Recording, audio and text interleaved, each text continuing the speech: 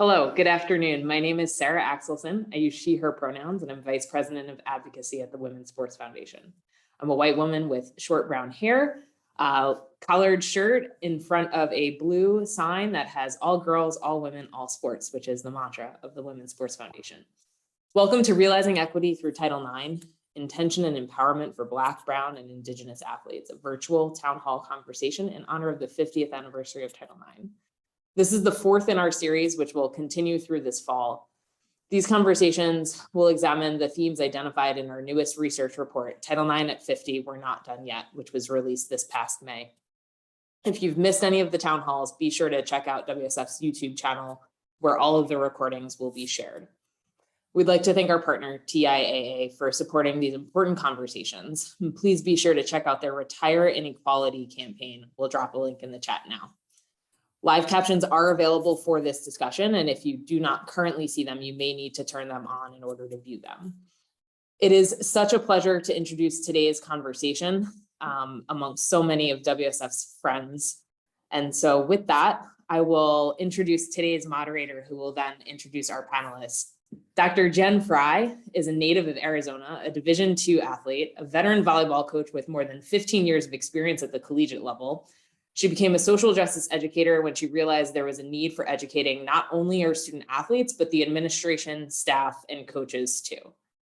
Jen uses conversation to educate and empower through anti-racist lens on issues of race, inclusion, intersectionality, diversity, and equity. She just recently earned her PhD in geography from what she has in her bio as the best Big Ten school, Michigan State, and is launching Cordal, a group travel app, this fall. So Jen, just thank you so much from those of us here at WSF. You know, we long admire your work and know how fantastic you are, and just really looking forward to today's conversation. And, you know, you were one of the first folks we thought of when we were thinking of who could do justice to moderating this conversation. And so with that, I'm just so happy to turn it over to you and take a back seat here for this conversation. So thank you so much. I'll turn it over. Friend, I appreciate you, and I will die on that grave that Michigan State is the best Big Ten school. Y'all are gonna get a bunch of tweets and texts. Don't at me, it is. I'm just gonna say that. So friends, I am so excited to bring on some badass women to have this conversation. But first, I just want to say once again, thank you all for joining us today for the fourth installment of our Title IX 50th anniversary town hall series. The golden anniversary, if you must. We are hoping to get a ring after this. Now, anniversaries are occasions traditionally used to mark the passage of time for any number of reasons. And in celebration, we take the time to reflect and honor the change makers, pioneers, and journey to the present. All of us here today are a testament to the legacy of Title IX in athletics and leadership. So first, I want to start off with our panelists. So Rosalie Fisher, come up to the stage, please. Rosalie Fish, come on up here, friend. There we go. So Miss Rosalie Fish uses she, her pronouns. She is a University of Washington runner. I worked at Washington State, so I won't hold that against you, friend. Just gonna say that. She's an Indigenous activist. She is a student, an athlete, an activist. She competes for the University of Washington cross country and track team, where she's pursuing a degree in social welfare. She uses her platform as a runner to bring awareness to the missing and murdered Indigenous women and Two-Spirit crisis. She's a recipient of the Truman Scholarship and has given multiple TED Talks regarding Indigenous welfare and finding your voice. So Rosalie, can you give us your visual description? Yeah, thank you for the amazing introduction. I am an Indigenous woman. I have long brown hair. I have a white t-shirt and beaded earrings, and my background is blurred because I have a messy office. I forgot to give my visual background, my visual description. So I'm a Black woman with a large afro that has some blonde in it. I am wearing a red shirt. You probably can't see the logo because of the title, but it has the logo for Missing and Murdered Indigenous Women on it, which is a Native woman with a red handprint over her face, which we'll get into. And my background is blue with a bunch of amazing African artwork. And in the corner, I have some green foliage because I was told that foliage and plants soften corners by a best friend of mine. So next, we're going to bring up our next panelist, who is Nzinga Prescott. And so Nzinga uses she, her pronouns. She is the founder and executive director of PISTE, which is, Nzinga, can you explain what PIST in full is? It's the Prescott Institute for Sport, Teamwork, and Education. Boom. Olympic fencer. She is the multi-time world medalist. Not once, not twice, but multi. A consultant and Brooklyn native committed to expanding access to sports advocates and for inclusive and high quality sports education. She is the first Black woman to win an individual medal at the Senior World Championships when she claimed the bronze in 2015. She's a member of Team USA's first World Championship gold medal for USA foil and the first American woman to win a foil at the Grand Prix. She's a recipient of the inaugural Service and Hope Award by the U.S. Olympic and Paralympic Foundation, December 21. Founder and executive director of the Prescott Institute for Sport, Teamwork, and Education, a project under Ernst & Young's corporate responsibility portfolio. So Nzinga, please give us your visual description. Sure, thanks for the intro, Jen. Hi, everyone on panel. My name is Nzinga Prescott. I'm a Black woman. I have very short hair that's straight and glued to my head. It's styled in that way. I'm at my home office in Brooklyn, New York, where I grew up. I'm behind me, I'm wearing a green dress for prosperity. And behind me is my Peloton bike where I spin seasonally at best. And my, what is this called? My showcase, my book stand with some of my trophies and some of my favorite books. I love that. You said you were a seasonal spinner. I love that. I worked out today, so I feel you on that, friend. Okay, next up, let's bring up Libby Sharo. She said like Sparrow Sharo. Is that correct, Libby? Yes, Sharo. Sounds like sparrow with an H. Sharo. I even have it. Libby Sharo, like Sparrow. It's all right. Uses she, they pronouns interchangeably. Associate professor of public policy and history at the University of Massachusetts Amherst. Author of policy recommendations for the WSF report, 50 years of Title IX, we're not done yet, comes out in 2022. They specialize in the politics of public policy and how policy has shaped intersectional means of sex, gender, race, sexuality, disability, and class in US politics over the past 50 years. They are published in multiple peer-reviewed and public forums, recipient of the 2021 Best Article published in Politics, Groups, and Identities Award from the Western Political Science Association, and the 2022 Best Paper Award from the Education, Politics, and Policy section of the American Political Science Association. A lot of P's in there. They are co-principal investigator of the National Science Foundation, advance funded grant to address sexual harassment in academia. They are author of 2 upcoming books on the history and consequences of Title IX, and a former varsity collegiate rowing coach at their alma mater, University of Minnesota, right? Okay, and last but not least, we have Brenda Villa. Brenda uses the pronouns she, her, Ella, co-founder of Brenda Villa Foundation, gold medalist, past USF Travel and Training Fund grant recipient, and WSF Athlete Advisory Panel member. She is a native of Commerce, California, and co-founder of the Brenda Villa Foundation, an organization focusing on increasing water safety and expanding diversity in aquatic sports. She won the 2002 NCAA title with Stanford University, recipient of the Catino Award, which is for the best player in the collegiate game. Longtime captain of the USA water polo women's national team, took part in and medaled in 4, not 1, not 2, baby, not 3, but 4 Olympic Games before retiring in 2012 after the London Games, having dropped the mic with the gold medal. 3-time FINA world champion, named FINA Player of the Decade. We got some athletes on here, y'all. Player of the Decade in 2010, and Pac-12 Player of the Century in 2016. Woo, we got century here. Please, autographs afterwards. Now coaches at the club and high school water polo level, while serving in governance roles with the Women's Sports Foundation, Pan American Aquatics, and the USA Water Polo Board of Directors.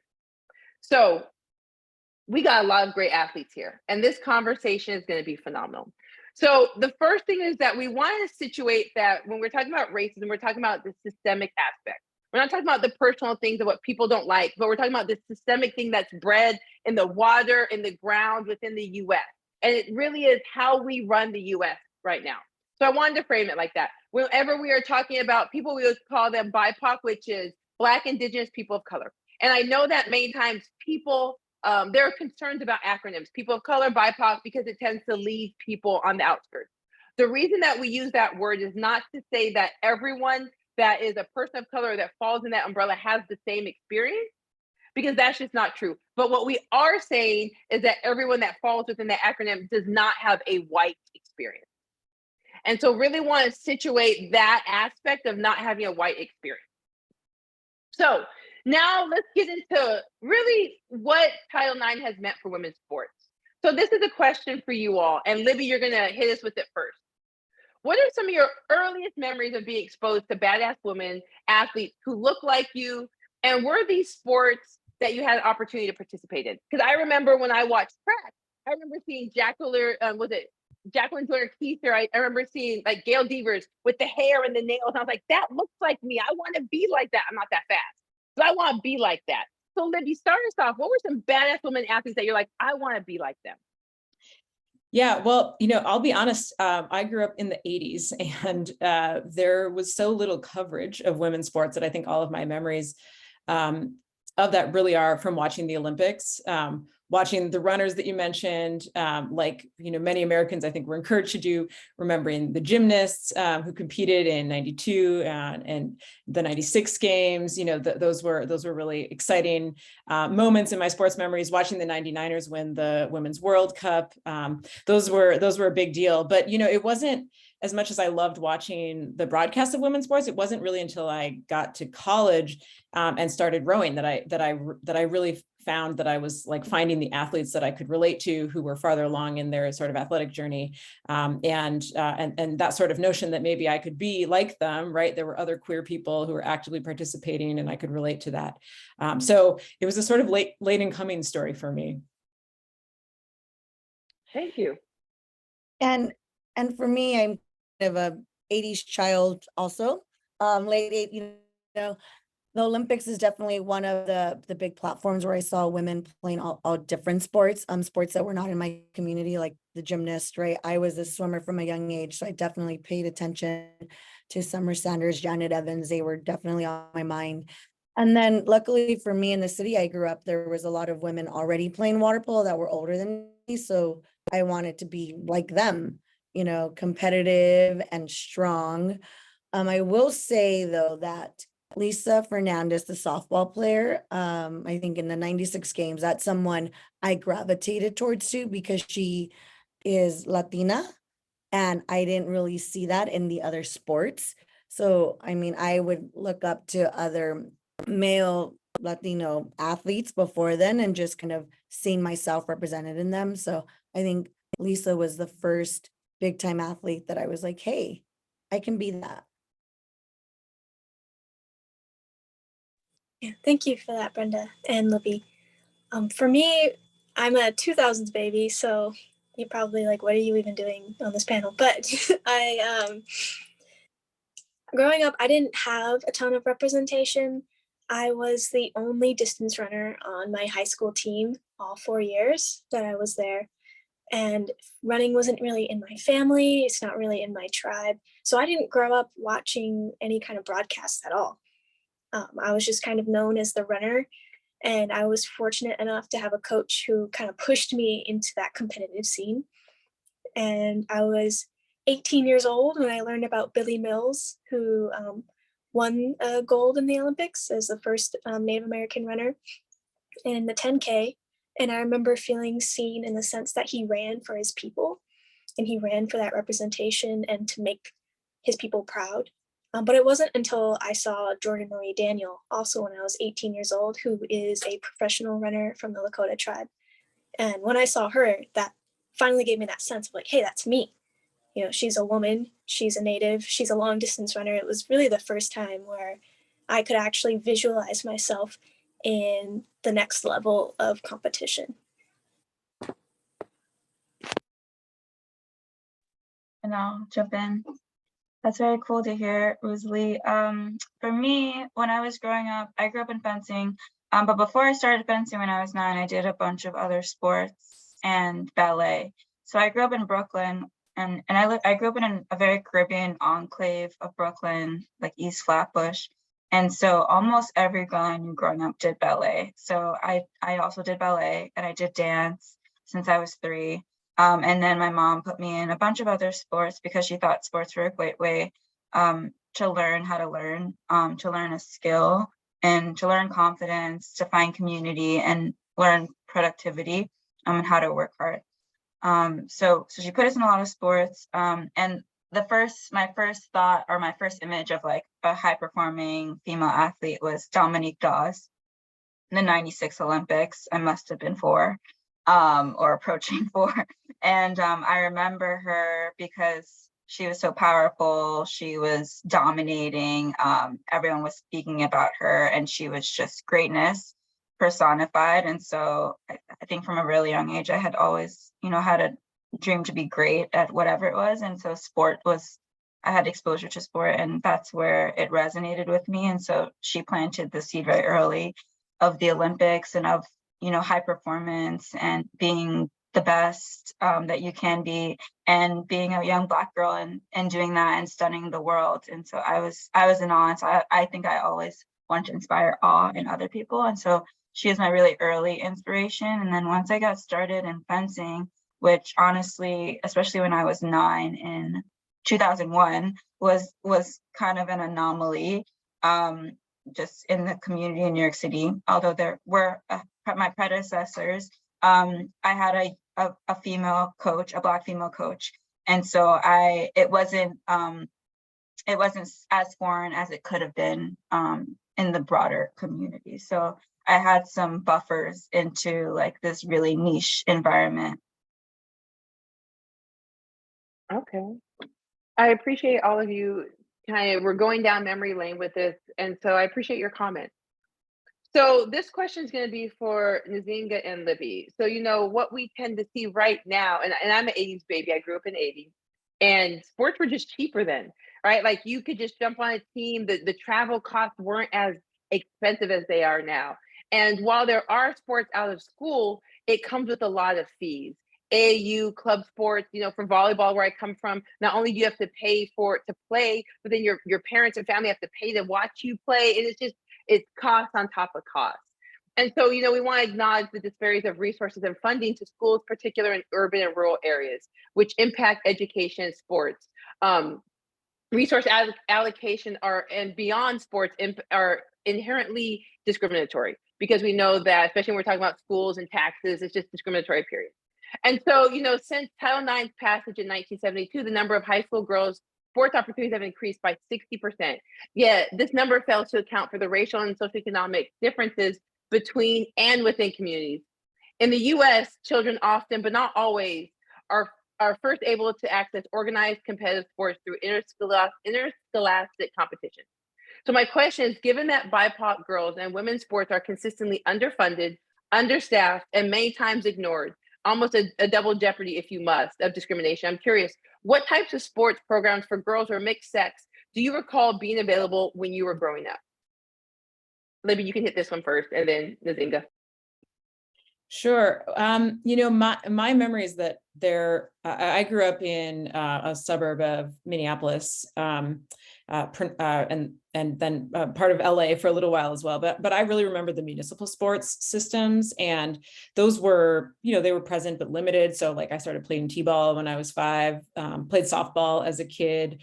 I knew that some of my friends were playing on basketball teams at the YMCA as well, really sort of locally sponsored sports. But I think the landscape has changed so dramatically for many communities anyway, in terms of what youth participation looked like. In the 80s, there were just far fewer opportunities for league sports, whether they were privately run by organizations or even just locally sponsored. But I did city run programs when I was a kid.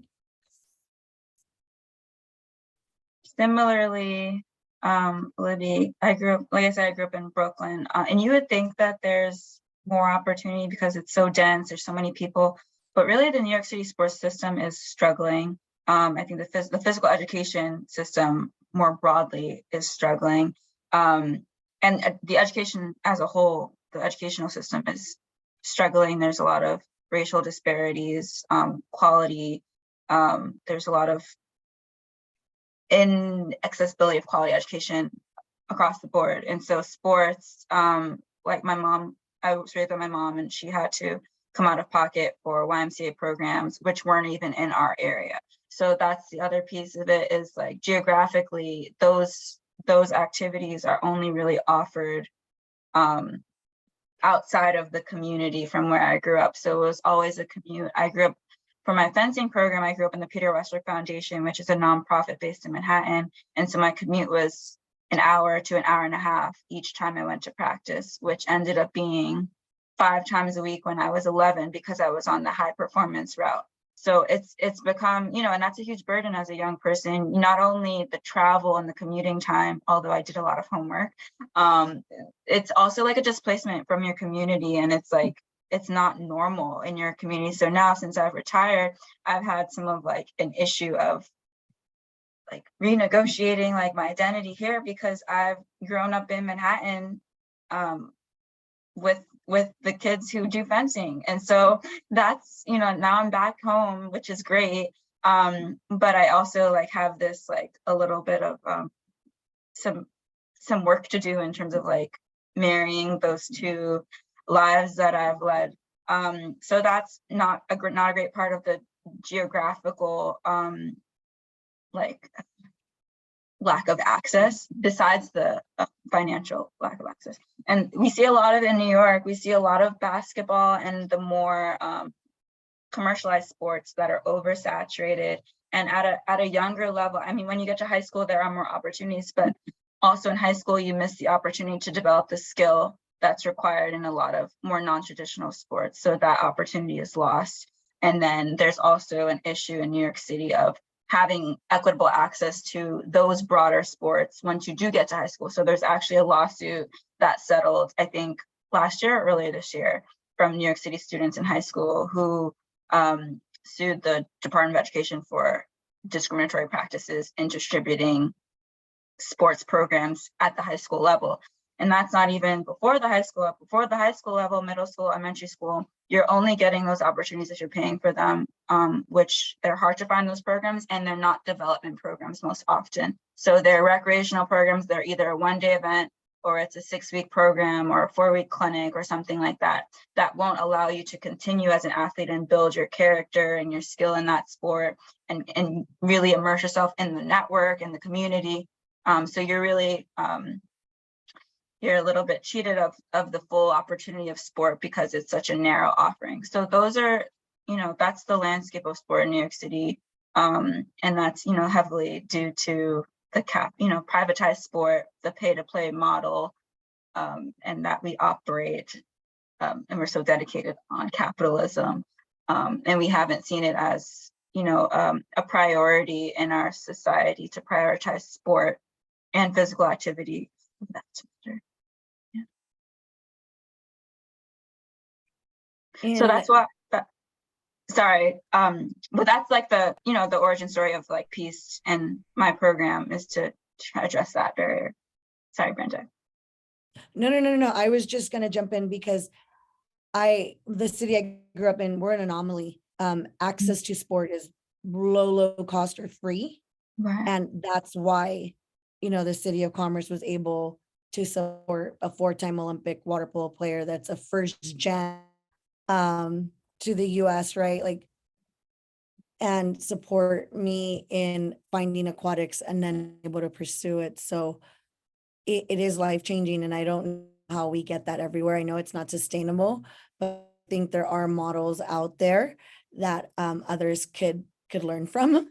But it goes back to just the access and the resources, and like you were giving us the landscape of New York, you know, and it's not feasible because it is pay to play. And I was lucky that was entirely removed. So we were able to level the playing field in this small city in like East Los Angeles. Thank you. I'm really happy to hear that, Brenda. That is an opportunity that should be accessible to everyone. My hometown was a little bit similar. It's probably kind of like a mix, or like in the middle of accessibility. While I had access to a team, we didn't quite have any access to any gear. So my first pair of spikes was actually from the trash.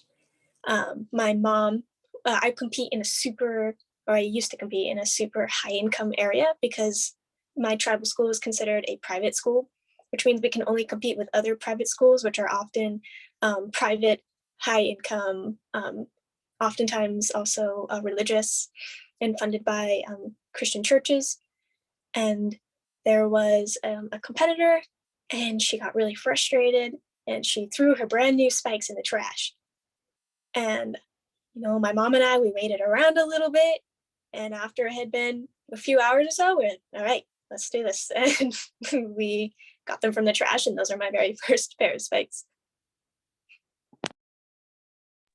I appreciate your vulnerability, Rosalie, in talking about that. And, all of your comments, when we're talking about sports, we're really talking about how expensive they are. And Nzinga, like you mentioned, like this displacement from community. And we're really, in some ways, having to live multiple lives of I'm with maybe my tribe, I'm with my friends who are more people of color, who are lower socioeconomic status. And then to go do my sport, I have to really change who I am in order to fit in some aspects, just to not be different and to do something that I love. And so, Nzinga, I really appreciate what you said about kind of this identity crisis, because we see that in athletes. If they want to play this sport, they're amazing in, but they can't do it where they're at because the access isn't there, the funding isn't there, so they have to travel miles or hours. I know in volleyball, people are having to move just to have their children have access, and it's pretty traumatic, I would think, because you're kind of pushing and pull with your identity. So now, one of the things I think that people don't realize is for BIPOC girls, it can be tough having to have kind of these two identities, and really the need to intentionally carve out spaces to both center and cater to BIPOC girls. The importance of community infrastructure, both formally and informally, is so critical to success of having people around there that can support you. But when we do see access and opportunities that exist, many times BIPOC youth, especially BIPOC girls, can be dissuaded due to experiences of that intersection of racism and sexism. And so, Brenda, you mentioned that the pay to play was removed, so that kind of equal that out. And so in your community, you had low-cost majority Latinx water polo club, beginning a journey that took you to your brother's high school water polo team and culminating a career where you were named FIN, again, Female Athlete of the Decade, if you must. So when you think about girls of color in the US historically have been excluded from swimming pools, and the history of why they've been excluded from swimming pools, which I think is really critical, and if Brenda, you could touch on that, especially because we're talking about water sport laws due to redlining. What made you and your teammates want to play a sport like water polo? I've watched water polo. That shit looks hard as hell. Like, you can't even touch the ground. That I'm like, what? You can't touch the ground. Keep your feet going and fight for the ball. Oh, heck no. Take me out. I can't doggy paddle. So it's kind of a two-part question. What made you and your teammates want to play water polo? And then, after reaching the highest of heights in your sport, how did your journey to professional Olympic water polo differ from experiences of your white teammates? So it came down to access and I think practicality. My mom doesn't know how to swim. Like, she's comfortable in the water, but if she was in a deep end, she couldn't save herself. So for her, it was like, how do I get my kids water safe? Right. And if you have this great facility in this city that subsidizes everything, it's a no-brainer. Right. And then once we started swimming and we joined the team, it was fun. And everyone was doing it. And it was just another sport that everyone did in the city. We all played everything together.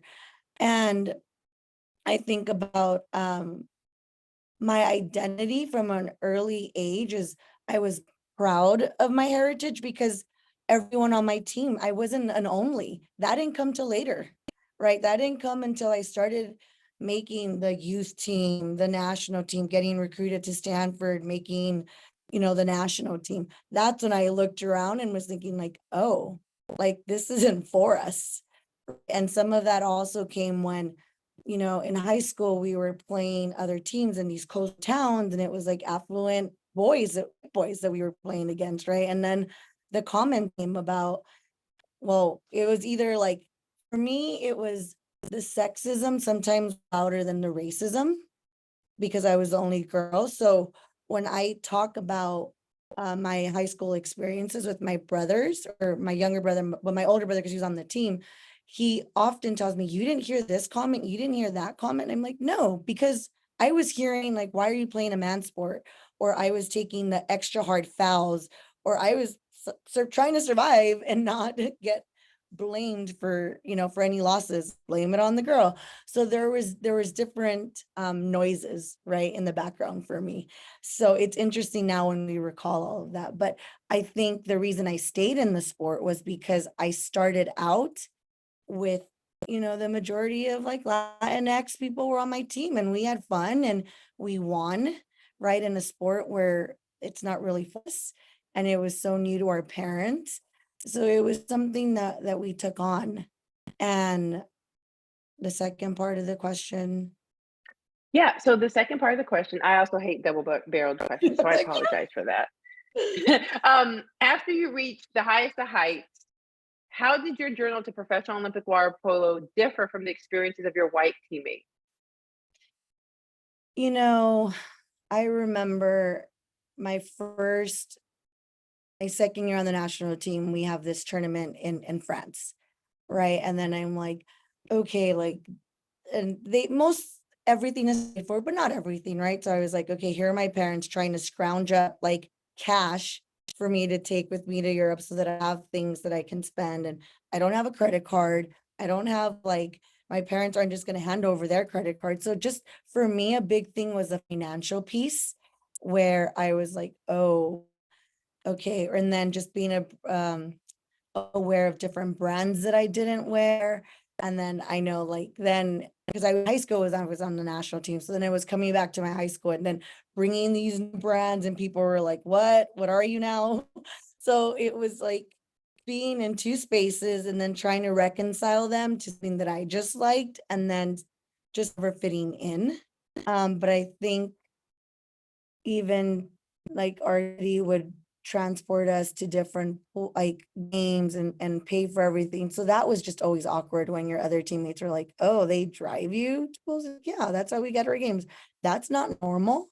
No. So just things that I wasn't aware of or didn't ever realize that I was lacking, because I had a great life, up to that point. Like, I was happy. My parents gave me everything that I needed, but then you start focusing on different things or being aware of different things. So it was just always, eye-opening. Okay, I appreciate that. And so, Rosalie, this is a question for you. You were the first runner of your high school cross-country team. And now you are the first member of your tribe to sign national letter of intent for collegiate athletics. So that's, all the snaps, phenomenal. None of these achievements without obstacles. Were there unique ways that racism and sexism impacted your early sport memories that suburban white girls, the largest group of Title IX benefactors, would not have experienced? Yeah, absolutely. I think some of the most discriminatory things that I've gone through as an athlete happened in my high school years when I ran for my tribal school, because I went to Muckleshoot Tribal High School in Auburn, Washington, and the school actually resides on the reservation and is run by my tribal leadership. And we are a perfectly valid education system. We take the same tests and do everything like that. However, competing for the Muckleshoot Tribal School, I wasn't treated like a real athlete.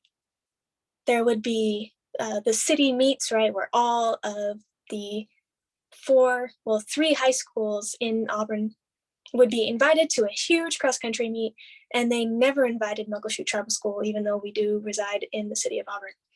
My senior year, I decided, I was getting competitive, and I felt I might be the fastest girl in Auburn. I want to give it a shot.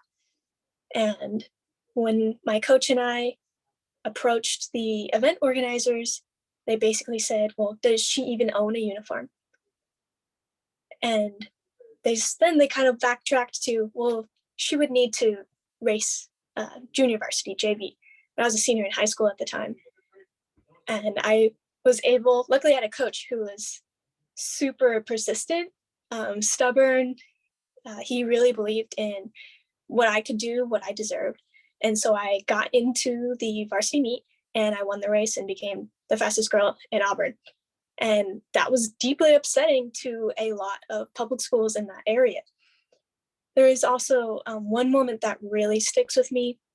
And I did a lot of other sports, obviously wasn't super good at them and honed into running. But there are really popular basketball games in my school and in my community.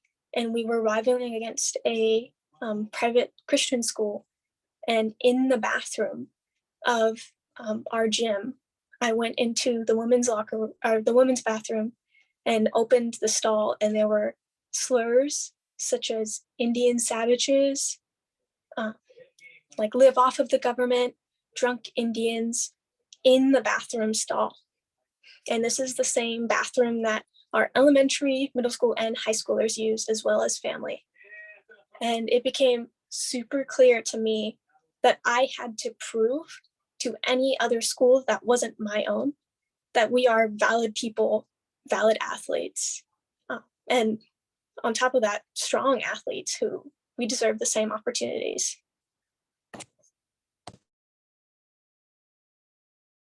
Thanks for sharing, Leslie. It's cool to hear all of your experiences. I think something that I wanted to touch on, like kind of that goes off of what you were saying, is I feel like sports make you resilient.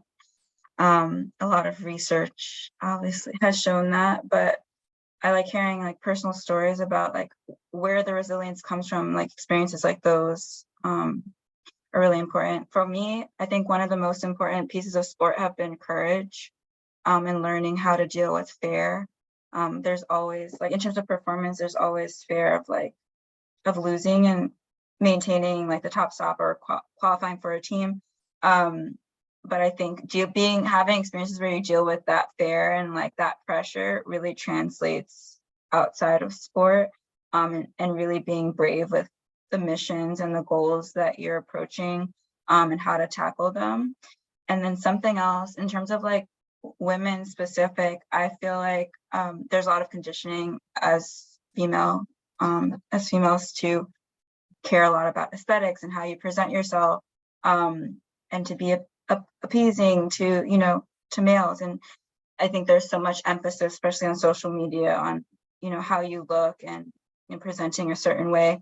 But I think in sports you really learn to value yourself outside of external expectations, and it's really based on like how you can improve yourself. And that's something I've really appreciated about about my values, how sports have shaped my values, and very much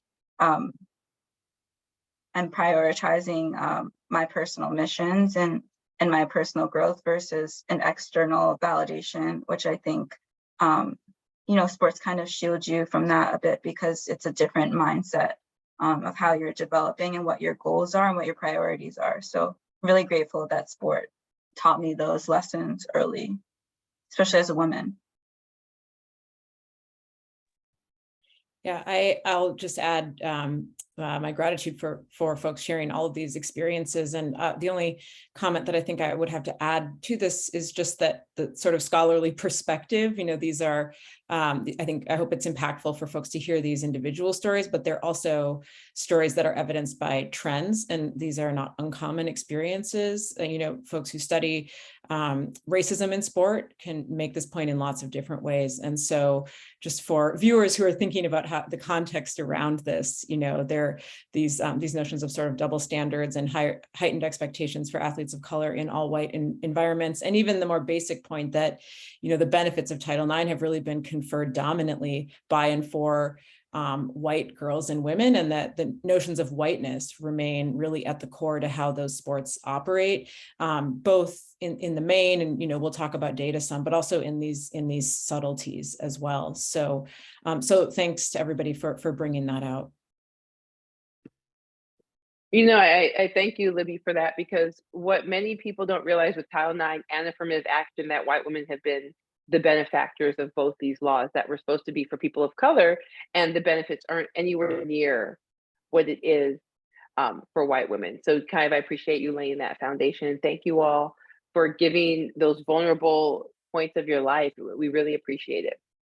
So Nzinga, this one's going to be for you, friend. And again, if any of y'all want to add in, please do. So to bolster the opportunities available for girls and women in sports, we have to build the pipelines necessary to create and expand these opportunities so more can follow. The combination of inequitable resources and exposure to discrimination at the youth level further contributes to obstacles for retention. You don't have the money to do it, your parents don't have the money, so you're not going to keep in this sport, which as you get better gets more and more and more expensive. Retention impacts development of individuals and pipeline for growth in leadership, business, and life. So Nzinga, you benefited from community-based programming through the Peter Westbrook Foundation, designed to specifically target populations and demographics marginalized by American society and systems.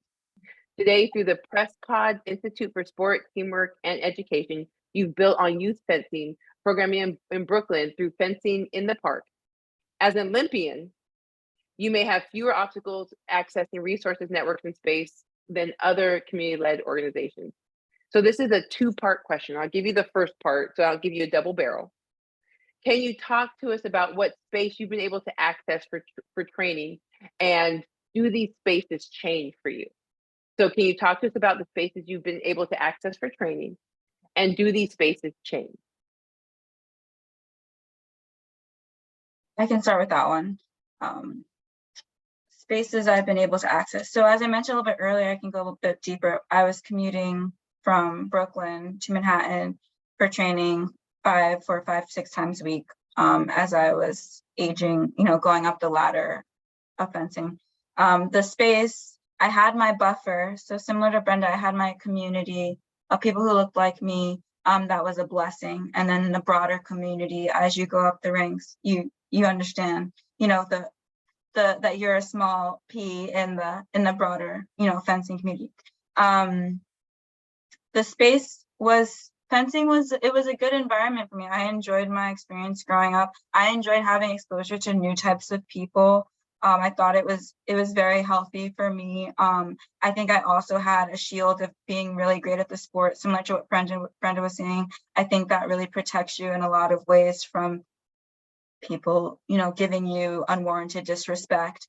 My sister actually also fenced with me when I was young, and she stopped fencing because of racial tension and other reasons. Cultural, clashing, that was to be expected. I had not as many issues with that. But the space was really eye-opening. I think one of the benefits that I really appreciated from having that space, so just for some context, the Peter Westbrook Foundation is based in the Fencers Club. So the Fencers Club has more of the elite, pay a lot of money, more affluent families who are able to afford that type of training. And Peter Westbrook subsidized my training, so we didn't have to pay for any lessons or training. So there's kind of two worlds going on in this one club.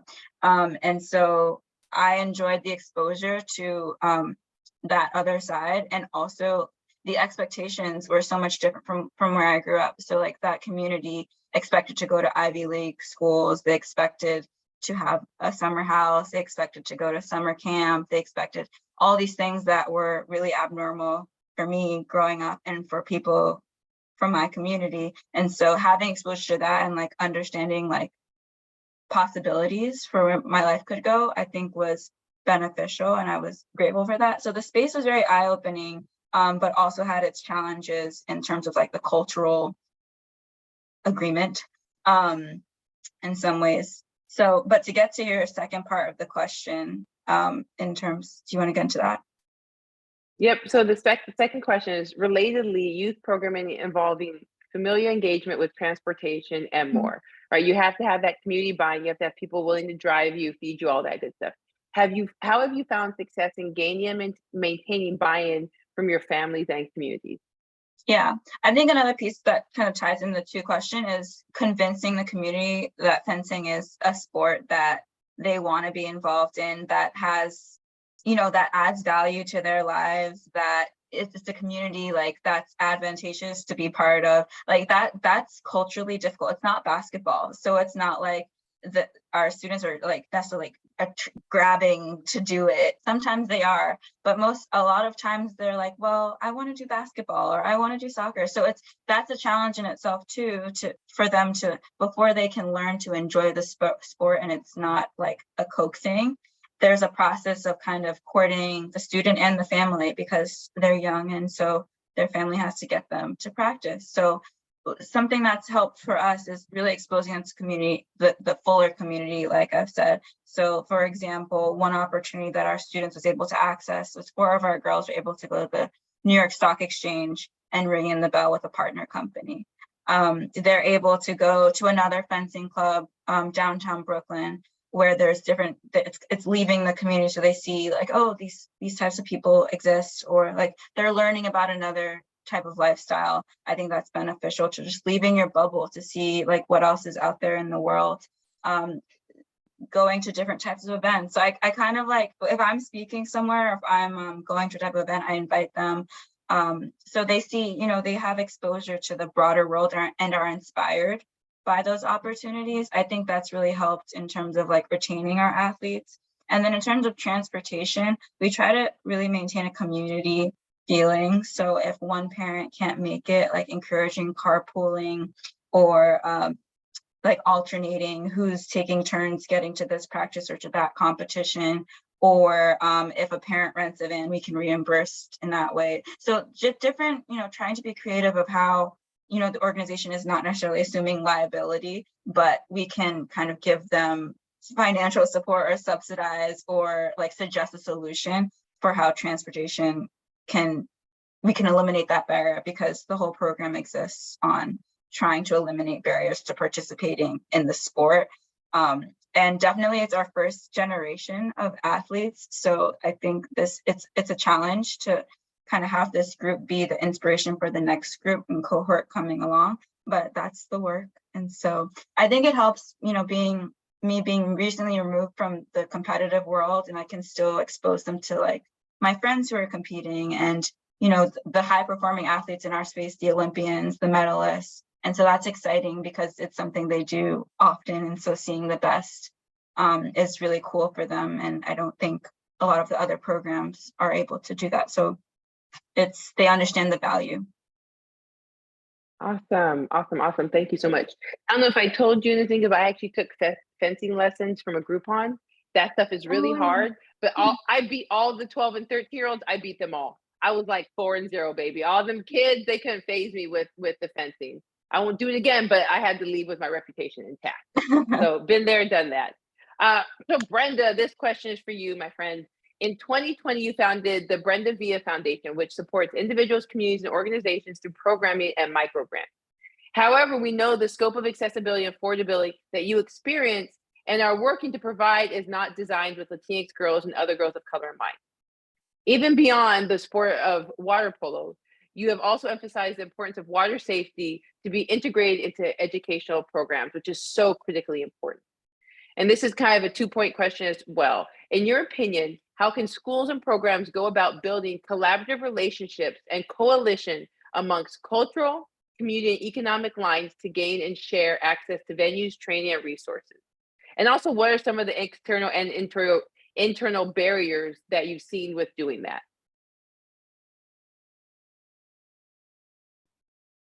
Oh, yes. 2-part questions. I was cheating and writing down some notes that I can better answer both of them.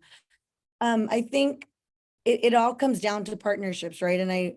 And Nika right here was mentioning all the things she's doing and things that make sense for fencing, but I think about like smaller Olympic sports. We all are trying to use the same roadmap. Like, how do we partner? Because biggest external, I guess, factor is we're limited in pool space. And then that means it costs that much more to use them, right? So that's when these partnerships come in. So yes, it's how do we team up with the school? How do we team up with club teams? How do we team up with like nonprofits? So it's like this trifecta that we need to, I guess, perfect, in the sense where okay, I'm a nonprofit. Is there a city program that needs my help? Or is there a school? How can I connect people, right? And then I have the platform because I'm an Olympic gold medalist that might get a meeting, right? Which then means I could connect people. So that's where I think about the extreme privilege I had of growing up in the city of commerce, right? So then I know that it isn't easy in other spaces. So I want to be able to empower smaller swim schools, right, that are doing the important work, the swim schools that have trilingual, multilingual swim instructors. Like mind blowing. Have you ever thought of like someone that doesn't speak your language and they're trying to get their kids water safe? Like, no wonder they're not learning to swim, right? So just things like that where it's like we need to encourage and highlight the people on the ground that are already doing the work. So yes, I may have an amplified voice. So it's like, how do I turn that spotlight elsewhere and help them continue? So then that's when these like micro grants come in, right? And it's like, look, we want to help you to continue doing the work you're doing. And then how do we help you expand? So it's like less programming on our end, but it's more like the connecting piece because it's hard. And I want to highlight, I know that the Pasadena School District here in California, they have a partnership with the Rose Bowl, and they teach all third graders in their district to swim. And it is in connection even with LA 84, right? So here we have, two nonprofits and a school system, school district that are coming together to make a life, like a survival skill, accessible to communities that probably wouldn't have it. So it's all about just finding ways to continue to connect, make it all sense for everyone, and make it all sense for everyone. And I think I might have covered both questions in that long answer. And if not, you can ping me. You absolutely did. You absolutely did. Just to add on to that, Brenda, that's amazing, but I love your points. I think something for us that I'm realizing is like the partnership with schools, especially. I think for sport makes so much sense, especially at the elementary school and middle school level. I think New York is not unique in that like it has an organized competitive system for high school, and then middle school and elementary school, it's, kind of like scrimmages or like kind of pick it up when you can, or it's, it's very not organized. And so I've been exploring the idea of partnering with the elementary to middle school and having fencing or like a school sports program be part of their curriculum. They have the infrastructure to pay people. They have better access to budget. They have more contacts. They have more bandwidth to organize. They have scheduling. They have everything. So for a nonprofit to do those things is super tough. But I feel like if sports were more integrated to those younger school systems, it would make a lot more sense. Oh, perfect. Absolutely. The more we can get the students, the kids who are doing who have access to the teachers, like you said, all of these things that cost a lot of money to get them involved in the sport is absolutely critical. Thank you for that, friend. So Rosalie, we're going to jump to you, and you talked about MMIW. So the athlete holds a unique position in society beyond the entertainment and sports space, particularly in the realms of social justice and activism. And we're seeing that a lot more, right? With 2020, 2021, we're seeing athletes are saying we want our voices heard, and we want to be out there in this space talking about these things that are important to us. So given the fact that sport is a microcosm of the world with the same inequities and cycles of violence and silencing, Rosalie, since high school, you've competed with the red handprint across your mouth and the letters MMIW down your leg to bring attention to the missing and murdered Indigenous women crisis that has impacted you and Native communities everywhere. You've literally described your activism as a means of survival. For those who do not know, what is the MMIW epidemic? And can you talk a bit about how you chose sport as your conduit to impact others? And how can direct, unambiguous action and education when it comes to protecting Native women against violence in and outside the sports? Like, how can we direct folks for action? Yeah, thank you for that acknowledgement, by the way. The missing and murdered Indigenous women crisis describes an epidemic that has stemmed from colonization. That is the victimization and targeting of Native women as victims and receivers of violence. So A few numbers to kind of put it in perspective is Indigenous women will face murder rates more than 10 times the national average in this country. About 4 out of 5 of us will experience some type of violence within our lifetimes, whether it be sexual, emotional, or physical violence. And from a personal experience, I have yet to meet an Indigenous woman who has not suffered or been victim to PTSD, including myself. So this is something that affects all of us, just regardless of tribe or location, and regardless of income status. It especially impacts queer natives and Two-Spirit natives as well. So on top of that, not only is violence towards Indigenous people being normalized, it's being legalized through different kinds of loopholes in legislation around what we as tribes have jurisdiction to do and we are allowed to persecute for violence.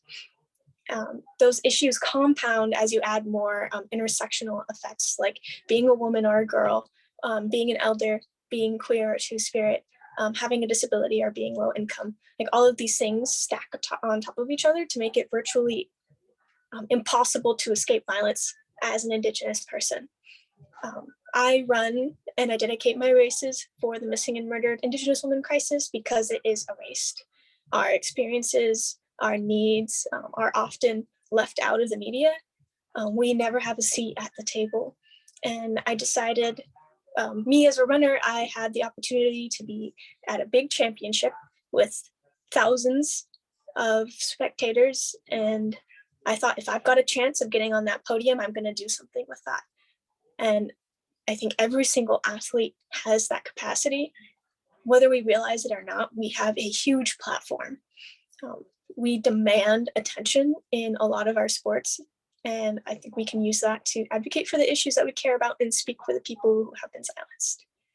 Sorry, did I miss a part of that? No, that was phenomenal. And so many times we see with athletes, it's like, keep politics and sport separate, just dribble the ball, just do X, Y, Z. And the reality is that sport is a microcosm of society. You can't separate and silo these things, and especially with what we're seeing with the racial and sexual issues within sport of fans towards those athletes. There is no separation. It's all in one.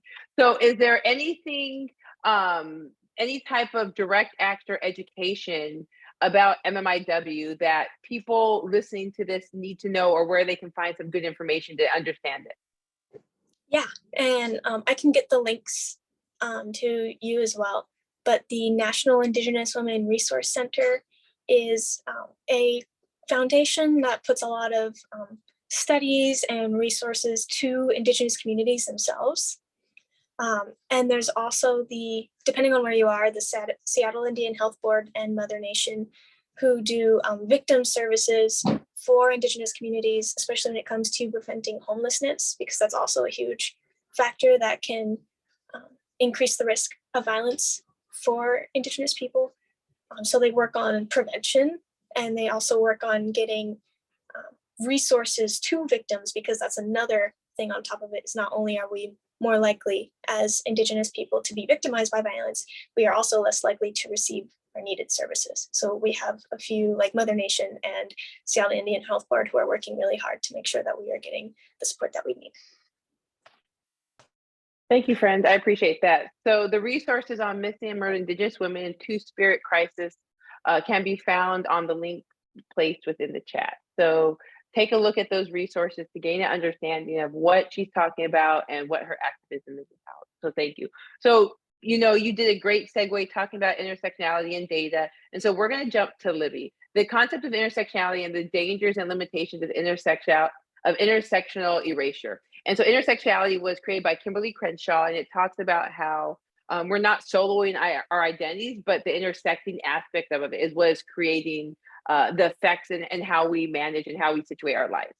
And so when we talk about intersectional erasure, we're talking about erasure that extends beyond sport to media, data inadequate protection. So we're seeing that people are just not visible within data, media, almost as if they don't exist. And despite increased participation of BIPOC women in sport, an effect referred to as racial clustering, the grouping of data by race without accounting for other identities such as gender, skews and distorts the true growth or lack thereof.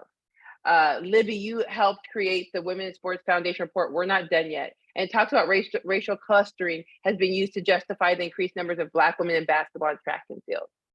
Due to the construction of Title IX solely around sex and gender, the law's effects erase countless identities and experiences across race and gender, including within data, which is either insufficient or non-existent. The data that does exist has traditionally examined race, which has clumped together girls in with men, or gender, aka research on Black men or white women.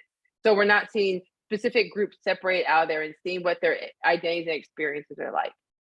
The lack of information in turn leads to inadequate or non-existent solutions or protections.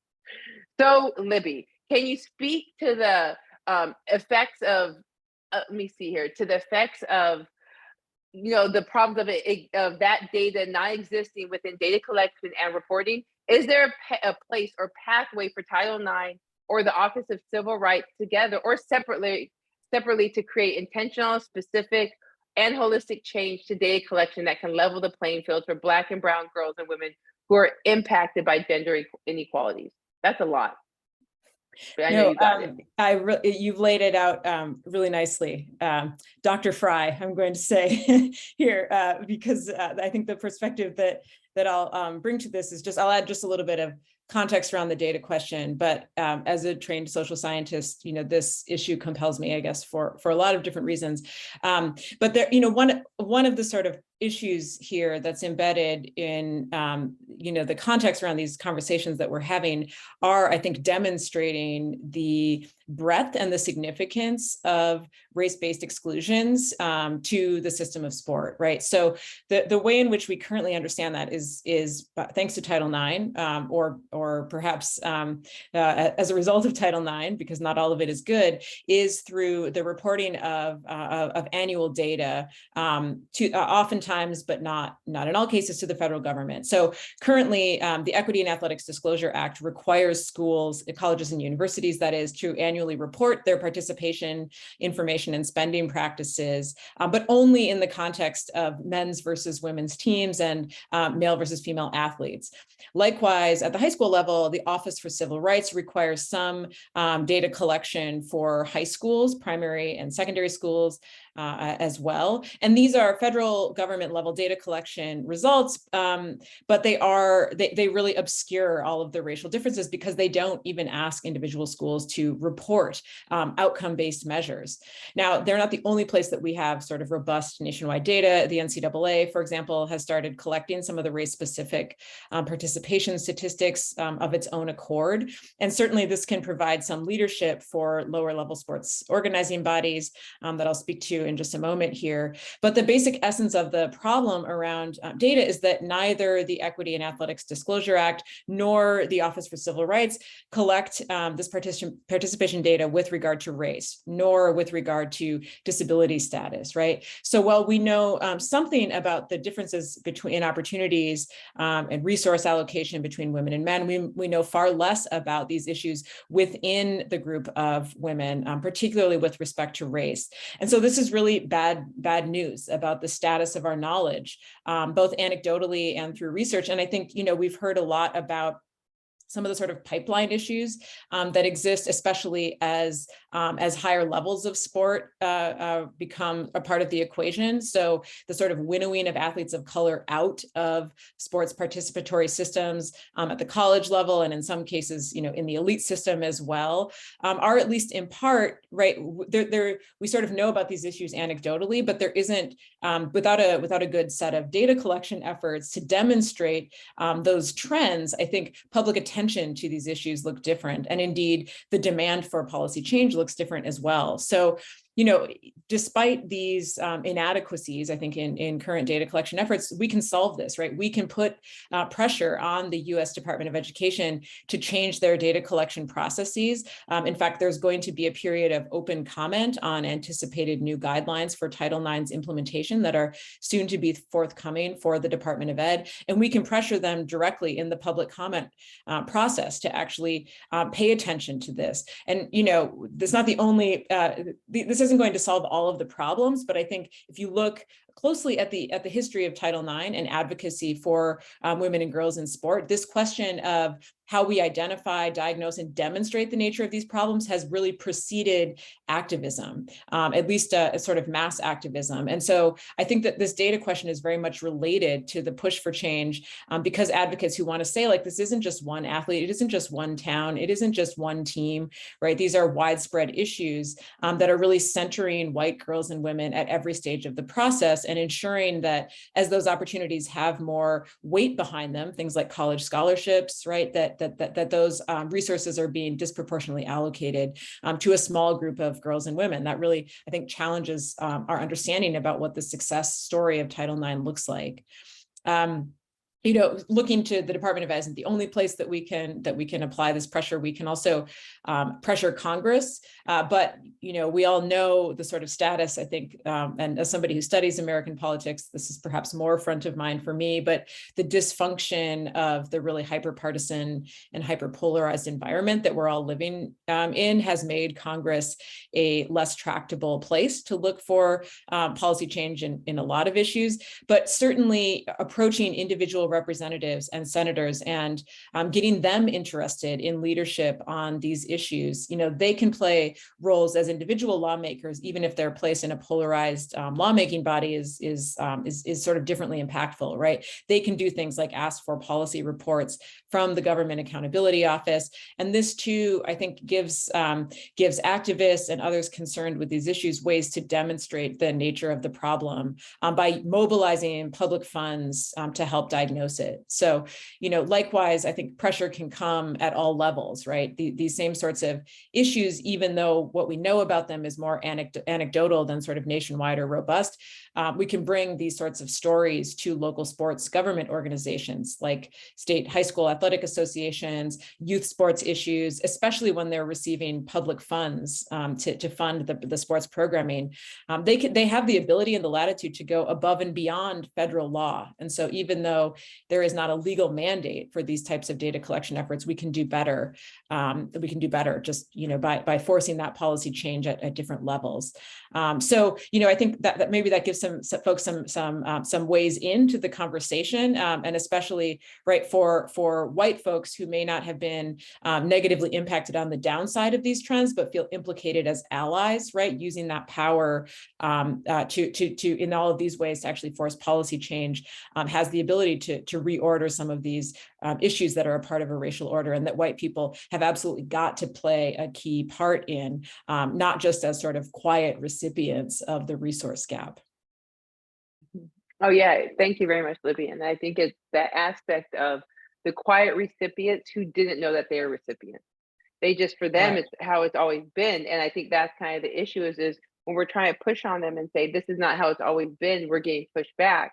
And that can be a concern. So Nzinga, as an athlete and leader, you've been in touch with the importance of data, day-to-day data, particularly through your work with Ernst & Young's Women Athletes Business Network and the National Data and Analytics Practice.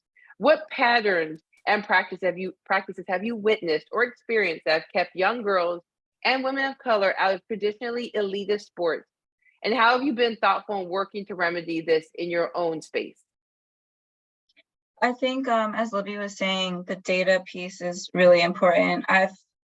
In a presentation, if I'm trying to demonstrate a point, you need data to convince any stakeholder. And so that data is not there for Black and Brown people. It's the research is always very heavily on gender, reinforcing Title IX, and I guess that's where requirements are. It's great to learn like what's required in terms of reporting, and you know what's required in terms of collection in government agencies, and what's not. But the data is not there.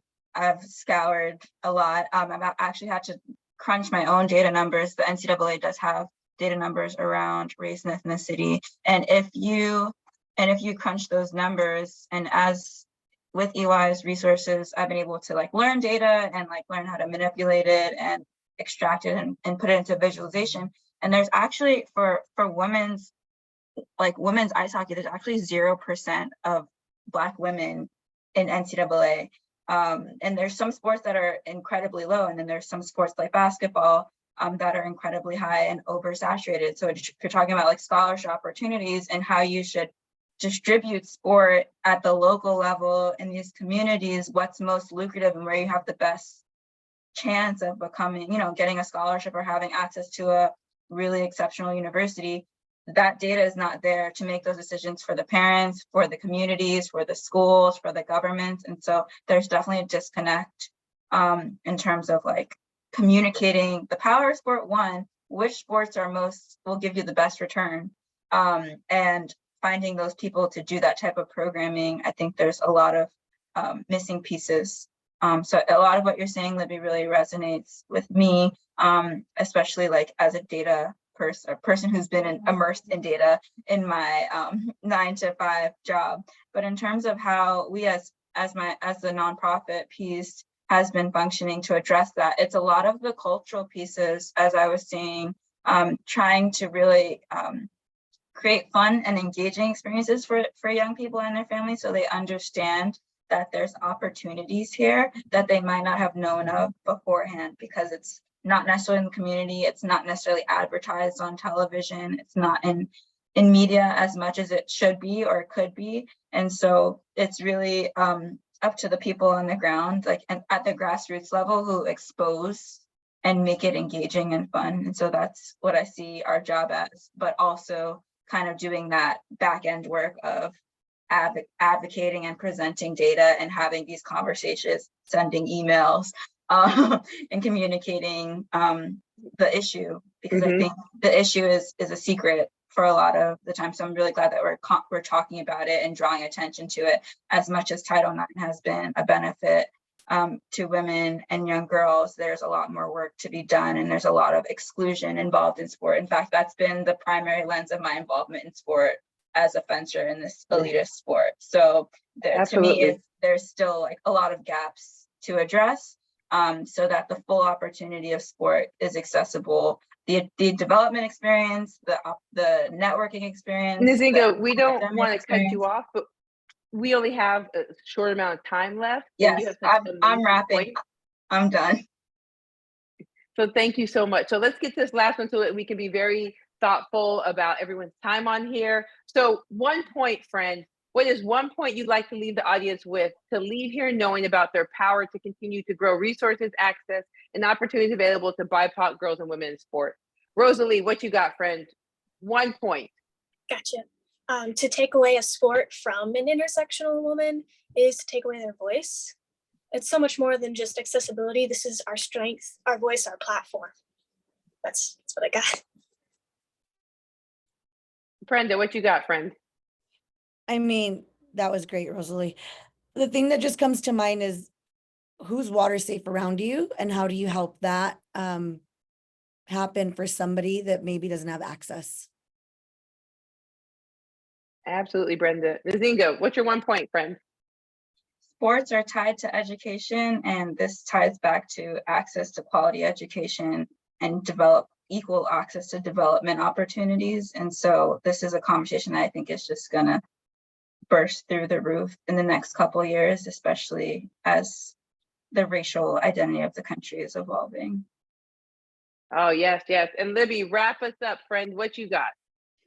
I guess my point, these are excellent points, but change happens locally, especially on some of these issues. And so there is a place in your community where you can get activated, and especially, and in the context of white communities, because we know the US remains a highly racially segregated space, their resource allocation decisions can be made to make public space more accessible and equitable, and that some of that change really starts at the grassroots. And I think we can be inspired by that, and getting educated around Title IX, both its benefits and its limits, is a big step to getting us there. So don't shy away from taking action in your direct community.